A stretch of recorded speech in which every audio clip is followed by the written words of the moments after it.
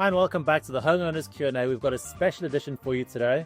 Richard Burrows from just down the road has popped in for a coffee and to help us out with the system. Richard, thanks for coming by. It's been one hell of a week.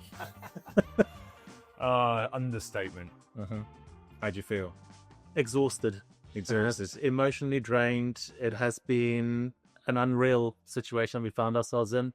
I think from our perspective is that we've had a system that has underperformed for a long time. It'll be 7 years in April. Yeah.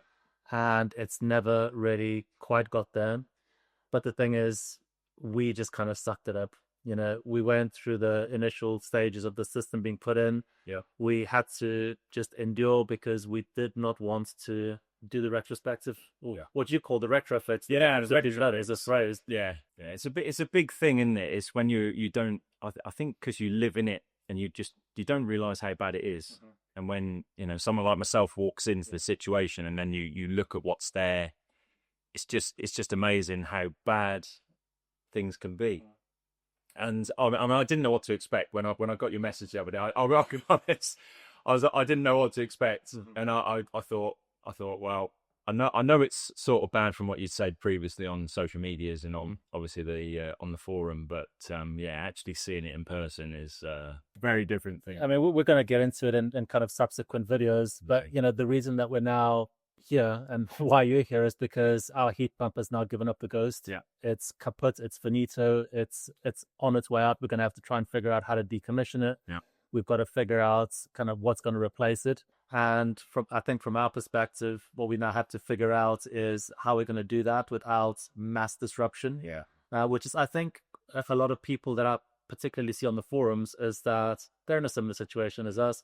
They've had a system put in that they've kind of gone, well, it's not great. Yeah. But they just don't want that upheaval and that disruption in their lives. Yeah. I think the problem is when you've had a week's or 2 weeks worth of disruption in your house already, to actually go have the thought of someone else coming in your house and you going through that again, because obviously most people are emotionally involved at sort of that stage when the heat pump doesn't work, the heating's not running right, or the bills are sky high, because that's normally what happens. Those people at that stage, they're desperate for something to happen, but 9 times out of 10 is probably they don't know what they can do. Or they haven't got the money to do it, or they don't know where to turn. They don't necessarily trust people anymore. There's all sorts of things that go through their minds that actually, and sometimes even the worst thing is when they people turn around to you and say, "Oh, there's nothing wrong with this system. It's working. That's wild." But you're the one living in the property all the time and going, "Well, that room down there's not getting warm. I don't know." I don't know quite what's going on. And, from the reports we sort of got back, because, we did a lot of research before I did some of the Salford work that we'd done recently, and just going across the forums and just on your forum, like Samsung Owners Club, like the owners group, there's people in each of these groups, things aren't working. The app isn't working. The app control isn't working. I haven't got any hot water. I woke up with no heating. There's an error on the machine, and you just keep watching this and seeing the images that they put, because obviously with the homeowners they just put in pictures of their installs up, but the reality is the professional guys like myself, we're looking at those photos going, whoa, that they shouldn't have done that. That's really nice, and you can understand why it's going wrong. Yeah. So when they're looking at the systems, they're going, it's not working, but I don't know what I need to be looking at or what it should look like. And I think the big thing is, and what's really key for me, is having a norm. So when people look at photos or they look at a system, they kind of know what a normal system should look like. So some of my things with you now is just when we go through this process, if we try and show maybe a new normal, the benchmark, a blueprint to work from. Exactly.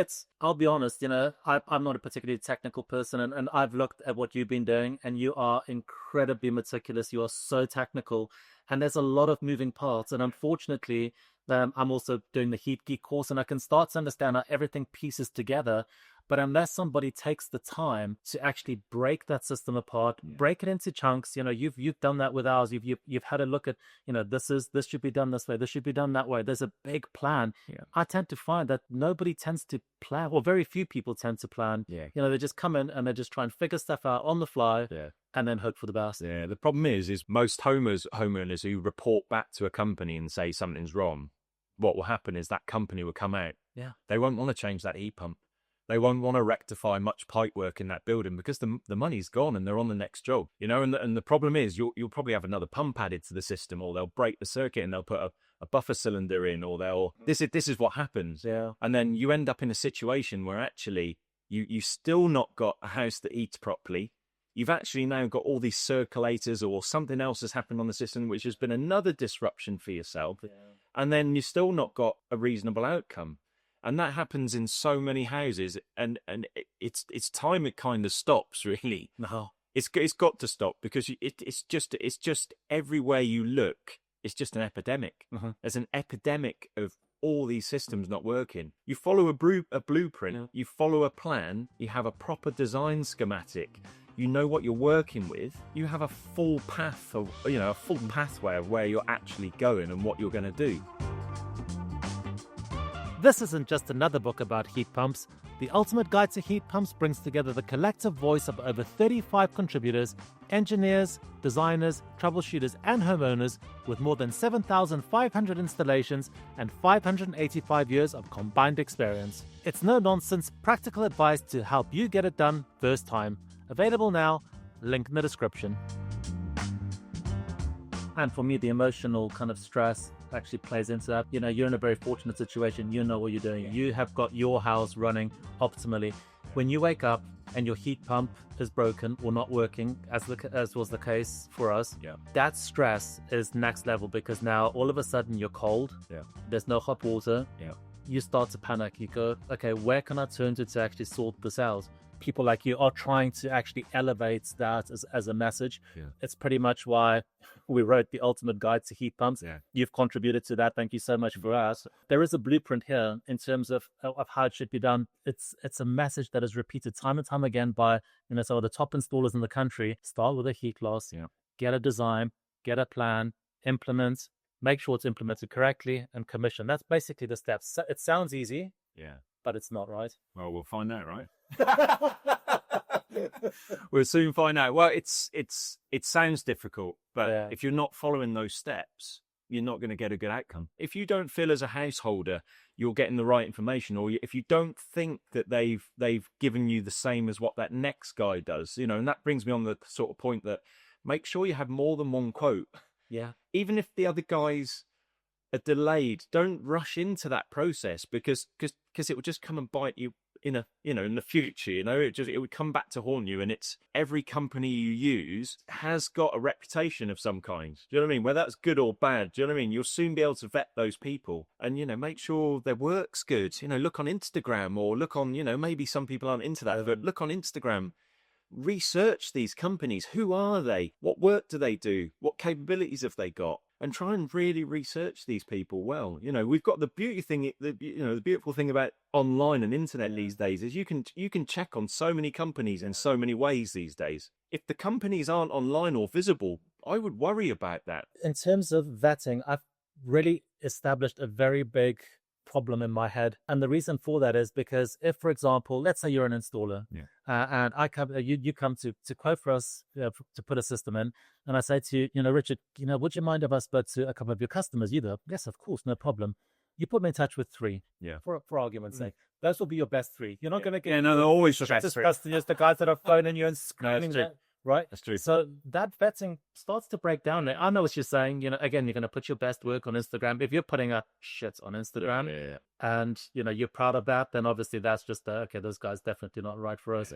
So, how can we try and get around this whole trying to find the best possible guys in your area to come and do the best possible work for you? I'm struggling with that. Nesta were doing quite a good thing, actually. So Nesta are a charitable organisation, and I was at a recent event with Nesta, and they were having visit a heat pump. All right. So they've got a website, visit a heat pump. And what they were saying to the installers is, why don't you put your work on there? Because then you've got a that's real life that you can go and see. You can see the installation, and it might be their best work, but actually you can go and chat to the homeowner. Does it perform well? Does it, what's it like? What's a heat pump like? Is it everything that I read negative on all online and everything else? Is it? And if you go there and you realise actually it's not, get the name and number. of the installer that did it. So if an installer's got no online presence, no social media, and won't put you in touch with anybody, red flag? Red flag. Yeah, just move on. I wouldn't even entertain it. They can be the best guy in the world. If you're not evidencing your installations, or you're, like you said, or if you're asking for installations and they're literally giving you a name of their best customer who, they did the install for free, so they could say that, because it happens, right? You know what blew my mind? Yeah. Is that, we've done this book. We've gone through everything that's in there, and our install is pretty much the complete opposite of everything that we've covered in that book. And I have tried to entrench myself in as many heat pump things as possible. And the one thing that absolutely blew my mind, I think it was yesterday or the day before, when you actually said to me, your heat pump, it actually doesn't matter what the size is. It could have been a 60 kilowatt, or it could have been a 70 kilowatt, but it still would never have delivered the heat into our property, because the actual primaries and the pipes that feed the heat pump to the house are undersized. Do you want to just explain that to people that are actually watching? Because I think that is a critical point, because even if, for example, somebody has got a quote brand new and the installer says, I'm going to put a 10 kilowatts system in for you. But if they go and put kind of 22 mil pipes, that's going to destroy any chance of that heat pump delivering the heat they need for that property. I mean, it's crazy. Yeah. You think of it like a hose pipe, right? So if you have a hose pipe and you run over it with your car tire, okay. If you open one end and you run over it with your car tire, it comes out really fast, right? Yeah. Okay. The problem with heat pumps, and when you're trying to get the amount of heat delivered down the pipe works, without going too technical, is that you'd have to put like a massive pump in, okay, right, to try and get the actual volume of heat down that pipework.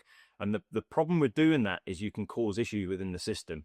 So once you start getting to that point of where you're exceeding the recommended sort of velocity through pipework is between 0.5 meter per second to 1.5 meters per second, irrespective of the size of it. Irrespective of the size of the pipe, we try and design within those limits. So you try and aim for like 1. Okay, like 0.9 it actually is, but for the maths and stuff, we kind of round it to 1. So you try and design for that.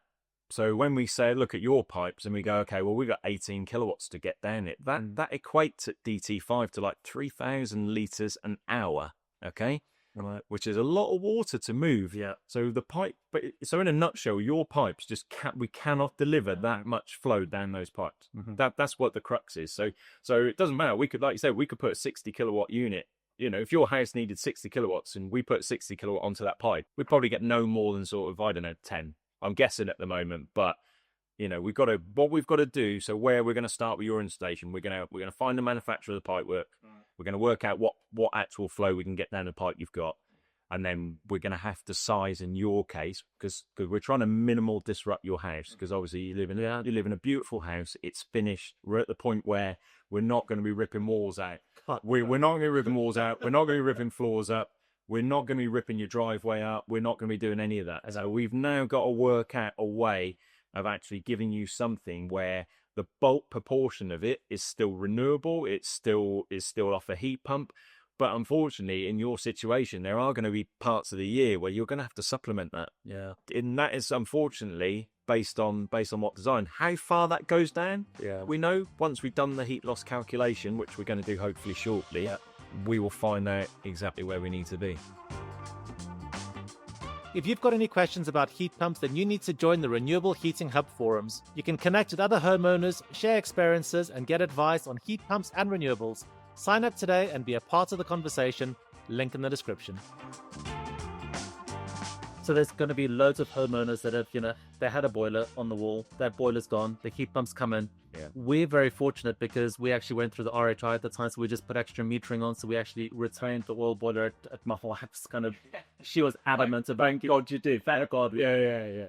And so we've got the luxury of now, the heat pump's died. We can put the heat pump unit on the actual driveway that is going to deliver whatever heat it is, and we can supplement that with the boiler. Now, somebody that's just had this done, and now, somebody's bodged it. They've put in a heat pump that's too small, too big, too whatever, that cannot deliver that heat down those pipes. Yeah. This would be desperate times. This would be really desperate times for someone, because we're approaching winter fast. Right. So we already had a few 3-degree days, haven't we, in the last week. Right now, if this happened to a normal householder, with a heat pump that they'd had installed by an installer, they'd be in real trouble right now because, how are you going to get someone back with, this is like our busy season now. Yeah. So like, how are you going to get someone in that time frame back? How are they going to fix that? Who are you going to go to? Who's going to come in and fix this stuff? There's so many questions out there, because what you'll find is all the installers that are actually the good installers fitting heat pumps right now, even the bad installers, they're getting busy right now. Mm-hmm.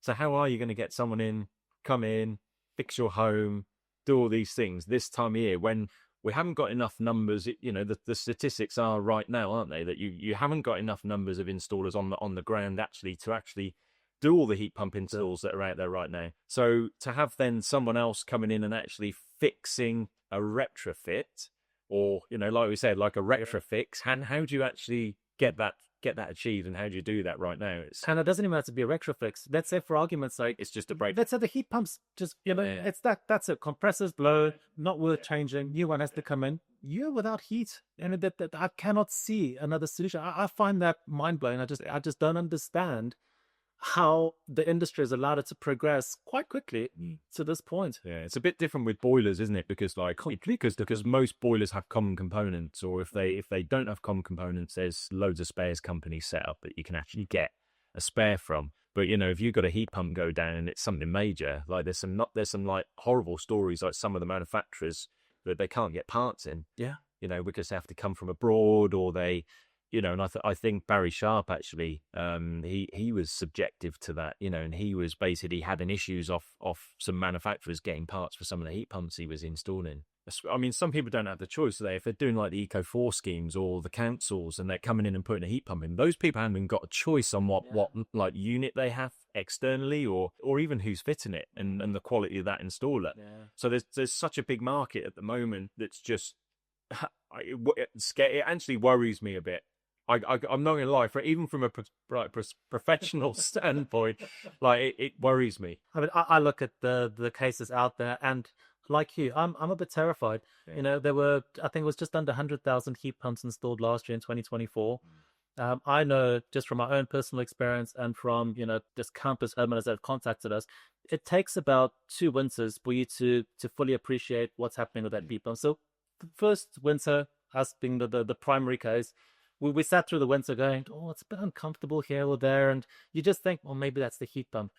Second winter, you start to become a little bit more familiar with the technology. You start to understanding. You start to try and tweak things.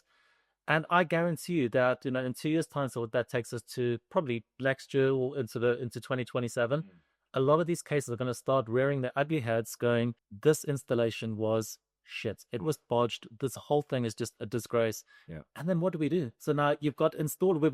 There's already a lack of installers. Now we have to, have you seen Hot Shots? Yeah. We're going to send in the team that fixed, to rescue the team that went in, to rescue the team that went in. It's going to be the same scenario. You're going to have this kind of wild, vicious, crazy loop of guys going in to fix people's work. I don't understand it, Richard. Yeah, it's worrying for sure. I mean, the biggest worry for me is that, we've only just got enough good guys to install good heat pumps. Yes. So then how do you train up a load of other installers to come in and actually start having the knowledge and the know-how to go through heating systems, from wiring right the way through to hydronic design, right the way through to like the fridge circuit? I'm not an F-gas engineer. Fridge side, as soon as we realized we had F-gas problems, I was like, well, there's not a lot I can do about that side. I've checked the wire and I've checked all the hydronic sides. I can see the issues on the hydronics, I can see the issues on the wiring side. So we had a good feel of your install. Yeah. And, we were like, and first thing I said to you, wasn't it, have you got heat loss calculation for the house? No. It all starts with a heat loss. Yeah. So for me, I was going, because if I'm working out like how much heat this room needs, we need a heat loss. If you need to know how much energy needs to come into this room, you need a heat loss. It all starts from there. So when you turn around and said, well, we haven't got a heat loss survey. And that wasn't remiss of us. I mean, this is going back 6 or 7 years. We had no clue what we were doing. And yet, you read the book, it's like, it's about 9, 10, 11 different guys all say, it starts with a heat loss. It starts with, we didn't get, really we just didn't know any better. Yeah. It really, really does. But without that, you don't know where you're playing with. Yeah. You don't know where you're going. You don't know what size heat emitters this room need. And it's all guessing. if we don't know what the heat loss of the property is, we're guessing. Even if you take it off an EPC, because I think there's some companies who go out there and take it off the EPCs, right? So then you're in a position where you're relying on the guy that did the EPC, and if that guy was a drive-by EPC guy, then you're in real trouble, because that guy didn't even go up that loft. He didn't check the insulation was in there. You've got a rough idea where it is, but you've got actually no idea of how much heat loss that building's got. We need to get heat loss done here. Yeah. So that's like our first step. We're going to get someone in. We're going to get heat loss done. And then we talk about efficiencies, and we're nearly at October. The tariffs are going up again, and every couple of p that goes up, that heats into efficiencies. And if you don't have an efficient system, that just becomes exponentially more and more expensive to run. Yeah. Quite frankly, I don't understand why the tariffs for electricity have been allowed to spiral like this. It doesn't drive any consumer confidence for anybody that's sitting on the fence going, I might consider a heat pump. Oh, it runs on electric. No, thank you. Yeah. I think it's mad. I don't know why the government right now haven't got control of it, because like I said, the best incentive for heat pumps is to bring electrical costs down, right? The second the electrical costs come down to like same price as gas, why would you ever have a gas boiler ever again? Like off grid with oil, why would you ever have an oil boiler ever again? If the cost parity between what it is now, if that comes down to gas levels, it's a no-brainer. Heat pumps are just, if you've got some, you could even have some running not brilliant efficiencies. Then you could even have some running in the twos. It's still cheaper than gas. I think we're just getting so many things wrong at the moment. And like I said, if you want to promote heat pumps to homeowners, what best way to do that than bring the electricity price down? It would benefit so many people in so many ways. But while they're still playing with this and keep putting electrical prices up, playing about it, and then, we'll get to out of the heating season, back to next year, the electrical price come down again, and it doesn't make sense. It doesn't make any sense. It should be the other way around, right? So, as we're approaching winter, bring the electrical costs down, and then as we get to summer, put it up, right? I just despair, and that's without problems. And there are peers out there they'll go, well, why are you complaining? Because, there are time of use tariffs, there's different things. We tried to put a smart meter in. The guy said, no, they'd have to dismantle half our kitchen to get to the actual fuse. So it was like, thanks, but no thanks. And we'll stick with that. And there'll be elderly people. There'll be people that, just don't want to do it. Or they have got a smart meter and they've got no clue how to set it up.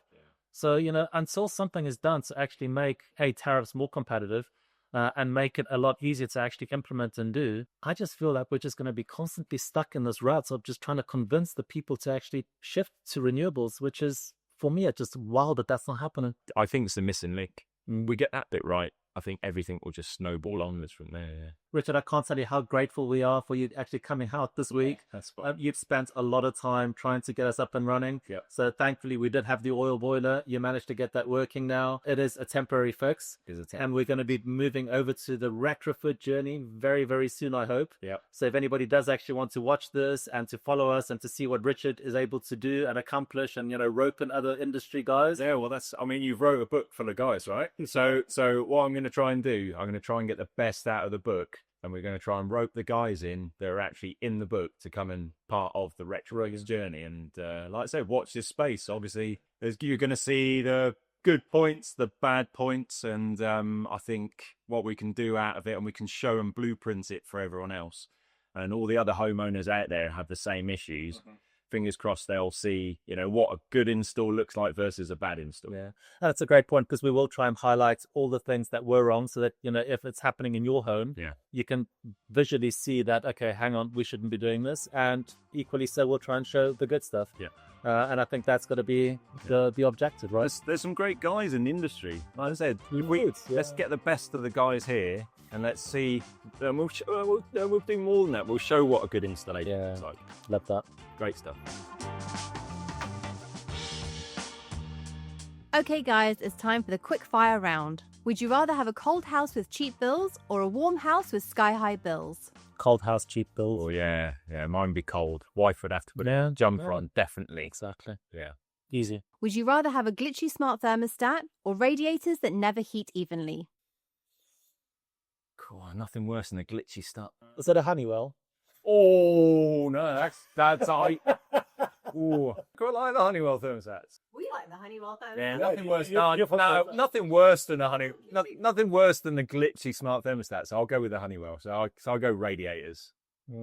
I'm indifferent. I'll go radiators. Yeah, you got a cheap one. Radiators. Radiators. No insulation or drafty single glazed windows. Yeah, and drafty windows probably for me. Ooh, no insulation, I think, for me. Nothing worse than cold draft coming through. Yeah, no, I don't like the draft. Always too hot at night or always too cold in the morning. I like being hot at night. Oh, maybe not going to bed, though, is it? It's not great. Yeah. I don't really mind. Cold in the morning is fine. Yeah, the one is fine. Yeah, it gets there by the end of the day, doesn't it? Yeah. Boiler breakdown on Christmas Day, Oh, nothing worse. or no hot water and a heat wave in July. I'll go for no hot water. That'll ruin your Christmas, right? Yeah, it would. Well, we've been there. I've been there as well. It's happened. Yeah, I've been out on many a call out over the years for Christmas. Yeah. They're good money earners, eh? Ah, that's what, like quadruple. Well, you just like name your price, don't you? Do you know what I mean? Especially like the cooker goes down. You know what I mean? Oh my God. Energy bills that never stop rising or a heating system that always needs repairing. Yeah, the rising electricity costs, the stress associated with that system just not working. It's just not worth it. I'd rather just pay for I can something. fix my own system. Mate. Yeah, no. I'll just take the broken system. I just fix it.